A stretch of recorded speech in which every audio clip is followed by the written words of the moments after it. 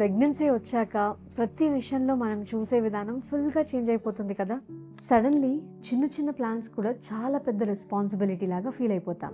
First scan నుండి హాస్పిటల్లో admit అయ్యే రోజు వరకు మనం already hundreds of small things ని ప్లాన్ చేస్తూ ఉంటాం. ఎక్సైట్మెంట్ ఉంటుంది, బట్ దాంతో పాటు రెడీగా ఉండాలి అన్న ఫీలింగ్ కూడా ఉంటుంది. ఎమోషనల్లీ మాత్రమే కాదు, ప్రాక్టికల్లీ కూడా. నేను సెకండ్ ప్రెగ్నెన్సీలో ఉన్నప్పుడు నాకు అప్పుడు అర్థమైంది ఆ ఫేస్ లో మెటర్నిటీ హెల్త్ ఇన్సూరెన్స్ ఎంత యూస్ఫుల్ గా ఉంటుందో అని. Prenatal checkups, delivery charges, post delivery care, new Born baby care, ఇవన్నీ కవర్ అయితే జర్నీ కొంచెం కామ్ గా టెన్షన్ లేకుండా ఉంటుంది కదా. ఈవెన్ ఆల్రెడీ 6th మంత్ లో ఉన్నా కూడా మెటర్నిటీ ఇన్సూరెన్స్ తీసుకోవచ్చు. డెలివరీకి 50,000 వరకు ఫిక్స్డ్ మెటర్నిటీ బెనిఫిట్ కూడా ఉంటుంది. ప్రెగ్నెన్సీలో ఆల్రెడీ చాలా అన్నోన్స్ ఉంటాయి.